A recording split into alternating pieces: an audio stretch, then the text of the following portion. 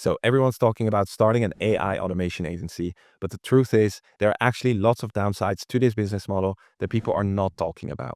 I've been running an AI automation agency for over 1.5 years right now and worked with more than 70 businesses. And although I'm very happy I run one and we've grown a lot, there are quite some challenges to scaling this business model. So in this video, I want to give you an alternative AI business model that I've ran for the last 8 months that can be much more scalable and headache-free, which is selling AI productized systems.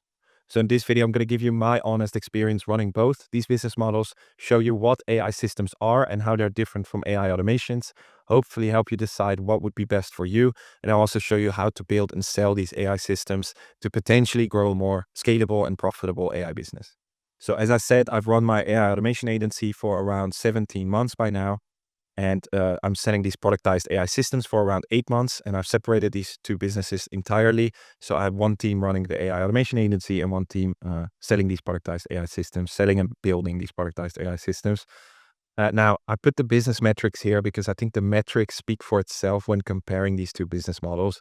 As you can see, for the AI automation agency, our margins currently are around 40%. And that's because we work with 16 employees or contractors. And the net revenue we've made over these 17 months is around the mid six-figure number. And for the productized AI systems, our margins, as you can see, are significantly higher at 85%. And that's because we only work with 4 employees or contractors. And the net revenue now almost is surpassing the net revenue from the AI automation agency in just 8 months compared to 17 months. And maybe even more interesting is most of the revenue has actually come from the last 3-4 months. So the growth curve for this business model has been much more exponential, and this for the AI automation agency, much more linear. Now, what I do want to add here is, of course, when I started this and I was still working by myself or with a smaller team, the margins were, of course, a lot higher. But as you want to grow an AI automation agency, you will have to hire more people, and this will slim down your margins. So how do I define these business models of what we actually sell? So in the AI automation agency, we sell custom workflow automations for the customer's existing processes, right? So we make the customer's existing processes and workflows more efficient by automating or enhancing these processes with AI automations. While with productized AI systems, we sell a pre-built AI system that we have designed that delivers a specific business outcome. Now, you might be wondering why I called it a productized AI system. I think it's a good name or description for this kind of system. Some people might give it another name. You might be wondering why I not call it an AI SaaS, because an AI SaaS is actually just one way you can sell a productized AI system, which I'll get to later in this video, and also clarify a bit more what I mean with a productized AI system. So what are the upsides of these two business models? Of course, with the AI automation agency, the big upside is you can start this today, right? You don't even need that much technical expertise to start this business today. You can basically get a client today, help them optimize and automate and enhance their existing processes with AI automation, and you can make money right away, right? So the time to revenue with this model is very fast. If you find a client today, you can get paid today. And you can also learn very fast because you can directly work with these customers from day one. Of course, you need some technical expertise, but you can learn a lot while doing this for clients. While the upsides, of course, for the productized AI systems is it can be a much more scalable model because you can build this system once and sell it multiple times to different businesses. And therefore, you can have way higher margins. Now, of course, in reality, this is a bit more tricky than it sounds, right? Because actually building a product that works across different companies takes time and a lot of iterations. But once you have it, of course, it's much more scalable. Now, some of the challenges we faced while doing both of these businesses, first of all, for the AI automation agency, which these challenges might sound familiar to you if you're running one yourself, is that, first of all, of course, every build is going to be custom. You are automating and enhancing their existing processes in their business. So therefore, every business has unique processes, and therefore almost always your builds are going to be custom and built from scratch for each client. Even if you work for a specific niche or industry, you might be able to reuse some automations you built before, but you will always have to customize the build for the specific business. The second big downside or challenge of this model is that scoping and pricing can be really difficult. In order to understand a project and the scope of a project, you really have to understand how this business works, and you really have to understand how the process works. And if it's a larger project, it can really take quite a while before you really understand the scope of a specific project. And therefore, it can be really difficult to price these kinds of projects too. right? The second thing, in general, this is just a very high touch sort of service you're providing to businesses, right? You're very much working inside of the business of a client. And therefore, there's generally a lot of heavy client back and forth involved. And a lot of time is spent actually communicating with clients in this business model. Another challenge I faced a lot is businesses are messy, and many businesses don't have very well established processes in place. So a lot of times before actually automating a process or workflow, we have to actually establish the workflow in the first place or improve it, because many business processes are frankly just bad in the first place. So a lot of times we actually first have to define a better process or establish a process before automating it. Then there's can be quite heavy maintenance, right? These systems break sometimes. They don't always work perfect, especially over the longer term. So there is quite some maintenance involved. And all of this together just means, as you're running sort of a high touch service provider type business model, the way you're going to scale this, if you want to scale this type of model, you're going to have to scale it through mostly hiring, right? And managing people, right? And you just have to be aware that if you want to scale it, that's what you have to be really good at and what you have to sort of find fun to. Although, of course, for the metrics, it sounds like a way better business model, and it potentially is. It still comes with a lot of challenges to build these productized AI systems too, because, of course, building a really valuable productized AI systems that delivers consistent outcomes across different businesses just takes time and a lot of iteration to actually build a valuable product, right? It does require domain expertise, also in a specific niche to actually design a proper process. And because it takes time, generally the time to revenue is a lot slower. Just to be clear, I'm not bashing the AI automation agency model at all. I think it's a really interesting business model. I think the demand for it will grow exponentially over the upcoming months and years. And second of all, I also think the AI automation agency model can be a great introduction to actually find opportunities for potential productized AI systems, right? So it can be a great transition into a more scalable model too, which I'll get to later in this video. Now, that's why I also put here the key skills to building both of these businesses, because if you really decide to go for a scaling AI automation agency, what you just want to be aware of is that most of your work is actually going to be revolved around hiring, managing, and client relationships, right? Those are the three key skills you have to be really good at and probably enjoy doing in order to scale an AI automation agency to higher numbers. Or you can also decide to keep your AI automation agency lean and small and maybe even work by yourself. And then, of course, this is different. But then, of course, there's a ceiling to how much you can scale towards. And for the key skills to build an AI productized systems business, you have to be really good and enjoy product development, because you're building products. You have to be good at distribution and go to market, right? Marketing has to be on point. And you do have to have some domain expertise, probably in a specific industry, to be able to build a valuable product. Now, lastly, what kind of automations can you sell in both of these models? Now, for an AI automation agency, of course, you can sell any type of process automation, including internal operations, sales, marketing, HR, anything you can think of, really. And for AI productized systems, you're probably limited to more sales, marketing, and HR recruiting, because internal operations usually are so unique to each business and so heavily integrated into their own softwares, etc., that it will probably be hard to build a pre-built system that works for different companies in a niche if you're working specifically on operations, right? So usually they're more focused on sales, marketing, and HR. So how do I define this difference between AI automations and AI systems? Now, as I said before, most AI automations we build have to be customized for each business unique processes. And at least according to my definition, an AI system is a pre-built system that works for different companies with the same system, with the same setup, right? Now, there's a second big difference, again, according to my definition, and this is not a hard line. This is more like a spectrum. But in general, AI automations, you can see more like tasks, and AI systems more like jobs. Now, what do I mean with that?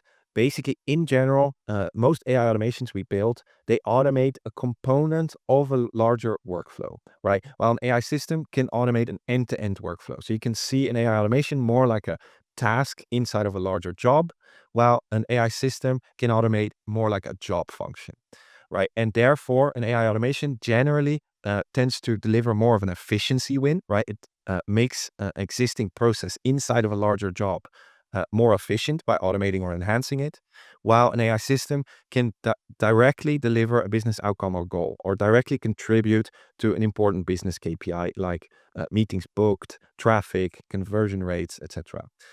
Therefore, generally, AI automations have a medium business impact because they deliver more of an efficiency win, while an AI system can have a very high business impact because it delivers or contributes directly to a business KPI.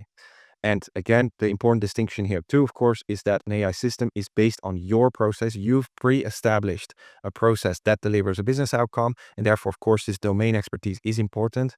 And an AI automation is based on the existing customer process or workflow, right? And lastly, at least this is what we've seen, is because you're trying to automate an end-to-end workflow or a larger workflow, so let's say an SEO AI system or AI content system, you generally need human in the loop because you can't automate that entire workflow end to end. You need to have a human in the loop decision maker to take decisions in between, right? While an AI automation generally, not always, can run autonomously, right? Because it's just one task inside of a larger job.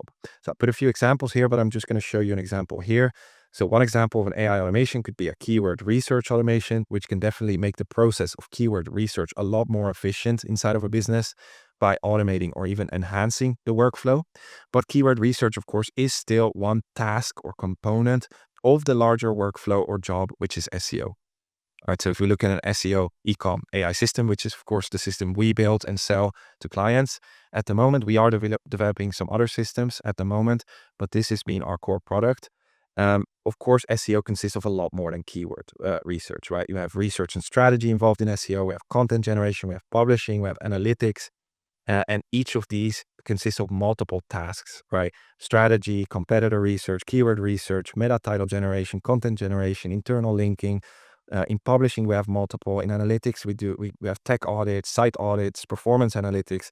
And usually most work or jobs or larger workflows also work in a loop, right? That's why we call it a system, because you put in the work, you analyze the results, you optimize the strategy, and you do the work again. And that goes into a loop, an infinite loop, basically, to actually achieve a goal more efficiently, right? So the way we build these systems is by basically stringing together all of these smaller automations inside of this larger AI system, right? And as you can see here, this part, for example, is keyword research, but it's just one part of the larger AI system. Again, there's much more tasks or automations involved in the larger workflow.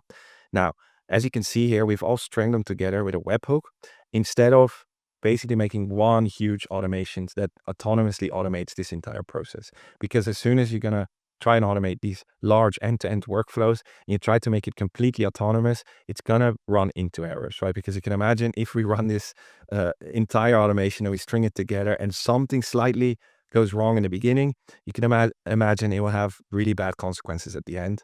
And second of all, what we've noticed is it's just far more efficient having actually a human in charge. So the way we do this is by building these systems through Airtable interfaces, where a human is in charge of the process, right? A human decides to execute on these different tasks or automations through the interface on Airtable. It can iterate on the outputs.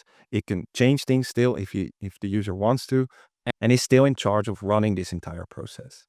Right now, it doesn't always have to be this gigantic, large workflow, of course. If I look at this graph, of course, a pre-built AI system doesn't always have to go and automate an end-to-end workflow. This can also be a lot more on this side, for example, more on the task side, but still a pre-built system. Let's say, for example, a LinkedIn content system. You can still have a pre-built AI system that can generate LinkedIn posts for people. But the more it's on the job side, of course, the more it will deliver a business outcome and the more value your system will have.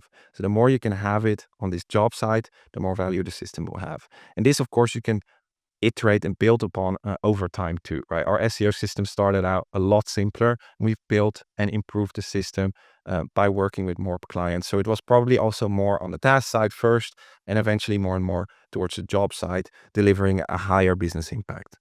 Now, I'll give you a very quick walkthrough of the AI SEO system in a second, but if you want the full step-by-step breakdown of that system, I did do a full video on that system on my channel before, so if you're interested, make sure to check that one out. I'll make sure to link it up here too. Now, before doing that, very quickly, what are the main components of AI systems? Now, because generally we tend to try to automate large workflows, we need this human in charge, human decision maker, human in the loop, and therefore we need a user interface. Now, we generally use Airtable as our user interface, but of course you can use other tools like Lovable, Bolt, or even build it with custom code if you know how to code. Then the second component is, of course, we need a database to store all of the data from the executions of these smaller automations or workflows to use in the subsequent automation steps, basically. And that's why we also use Airtable again, because we can basically combine the interfaces with the database. But of course, you can also use other tools like Supabase, or there are many other databases out there.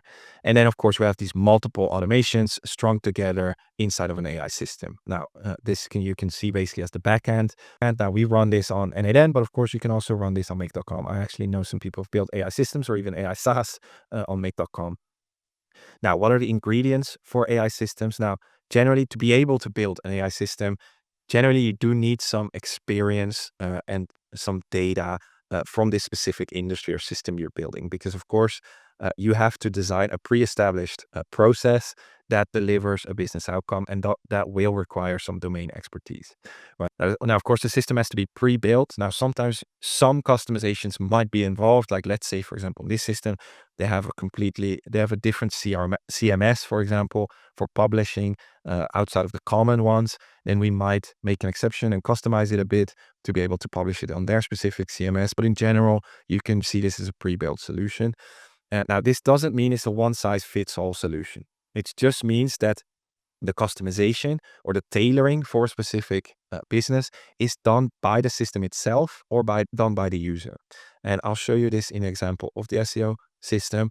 So here we have the main dashboard, and you can see all the different tasks that are involved in SEO generally, and they can execute on all of these. So for example, here in the SEO campaigns, here you can start a campaign for a specific business, and you can see it's almost like a little bit of a SaaS, right? But the great thing is we can build these systems with no code tools, and therefore we can build MVPs quite quick, but make it look like a SaaS to clients, etc., which helps a lot. So as you can see here, we can add a new company. We can do SEO for here, right? We can just add in the company and the URL.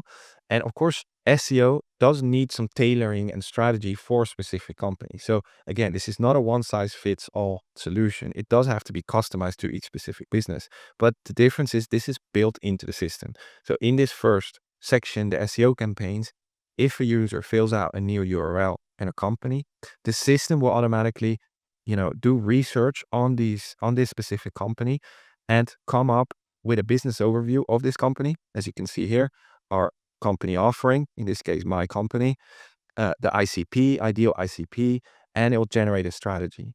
And here, of course, again, we have the human in the loop to always be able to iterate and adjust anything before actually starting these campaigns. All right, and you can see here we have multiple tabs with all the different things we can do in this system, which is URL inspections. This is the tech audit, on-page report, technical issues, on-page speeds, snippet analysis. We have URL classification. Here we can generate the pages or optimize pages, right? Product or pillar pages, category pages, MOFU content, which is middle of the funnel content, right? And from here we can also take actions, right? Here we can generate the content. We can generate ideas that link back to this content, etc. If you again want to have the full walkthrough, make sure to check out my other video. But this system generates the content. It does keyword research, content description. It does internal linking. But you can see the power of this. It looks like a little SaaS product, but it's entirely built with no code. So this brings me to the last part, which is how do you actually sell these kinds of AI systems? There are really three main business models to sell these AI systems. And I think they're all interesting and can depend also a little bit on the stage where you're at. Now, a very interesting one to start with when you're just building out an AI system is to actually go the traditional agency route. Now, in this case, you're basically just presenting yourself to clients as more of a traditional agency. So especially if you, for example, are building maybe an AI BDR system in the sales space or in the marketing space, let's say an AI content system or an AI SEO system like we have, you don't even have to show the system to the client. You can just present your offer more like a traditional agency where you deliver a business outcome like lead generation, marketing, services, etc. And then you use the system in the backend to deliver the business outcome. And because, of course, you've productized and automated your service delivery, you can, of course, scale this to really interesting numbers. And you can scale the business model much more than traditional marketing agencies or lead generation agencies could ever do. And lots of marketing agencies and lead generation agencies who are getting into AI do this automatically. Of course, they're trying to automate their back-end service delivery because they get a huge edge over the competition, because they can enhance their offering and they can automate their service delivery. But this could be definitely an interesting way to get started, especially if your system might not be well enough developed to sell it just like that to a client. You still need to develop it a bit. You can use the system on a daily basis to improve it, etc., and to deliver the business outcome to the client. While you're doing that, you're making it better. And the advantage of this first business model, of course, you can price this much more like a traditional agency, which is usually a pretty high retainer. And usually you can also charge commission or rev share on leads booked in the calendar, etc. Now, the scalability, of course, because there's still more of a high touch service, is a little bit less than these other models, but can definitely be an interesting one to get started with. Now, the advantage of this is it's sustainable with few leads, and you can use it on a daily basis yourself to improve the solution. Now, a second model, which is the model we use, is what we call the out-of-the-box model. And this is quite an interesting model, and it sort of comes back to the old software days, where we basically sell the AI system template to the client, right? So it comes back to the old software days, because in the old software days, companies basically bought the actual software on their computer instead of the new age SaaS, where you're just basically using the software in the cloud, right? So you're actually getting the software. Now, we've been using this system. It's like we sell this AI agency in a box, AI SEO agency in a box. And it's actually really interesting because many companies are kind of sort of sick of these subscription-based services. And it feels like they're getting a lot more when they actually get the system themselves, right? So a lot of companies might be willing to pay a lot more for getting the actual solutions onto their computer than for SaaS, of course. And in this case, of course, the customer uses the system to get the outcome. And in this case, we charge, for example, a high implementation fee and sometimes with a low recurring, right? That will be the business model. And therefore, it's a bit more scalable because, of course, there's a lower touch with the client, especially in the long run. Most of the customization and implementation is done initially when we deliver the project, but after that is very little. And therefore, it is more scalable. But of course, the downside of this is you still do need to do that setup and sometimes a little bit of training on your system. And second of all, you are giving away the template, right? You are giving away your secret sauce in a sense. So you might be creating a few more competitors in the marketplace. Now, we believe there's enough room, first of all, and if you have enough distribution, you'll probably create enough demand anyway. But of course, that is a downside. And then the third one, which I'd recommend only if you've really tested this and this model, and you know that your system is really good and really solving a pain point for a large audience, then you could also transition it into a complete AI SaaS, right? And in an AI SaaS, you basically sell access to the system, right? That's the difference, right? In this one, you sell a business outcome. Here you sell the template, and here you sell access to the system. Now, in this case, of course, the customer again is in charge of the system. And in general, with AI SaaS, you can only do this with low recurring. And therefore, it also makes sense to not jump into SaaS right away, especially if you don't have a lot of market traction yet.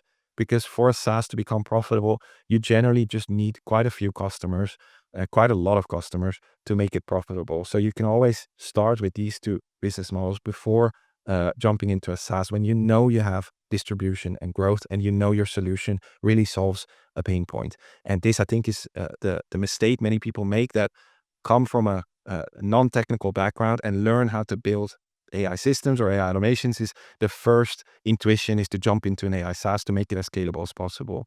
But it's very difficult to build a valuable AI SaaS out of nowhere without having worked with lots of customers, without customer feedback, without iterations, etc. So if you've used these before, you already have had a lot of iteration and feedback from customers. So you know that when you jump into a SaaS, it's a lot less of a risk because you know your product delivers value.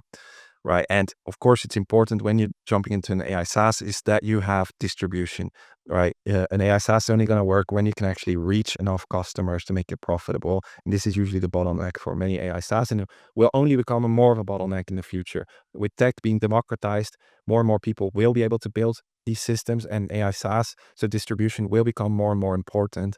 So if you're jumping into AI SaaS, make sure you have a really good go-to-market strategy.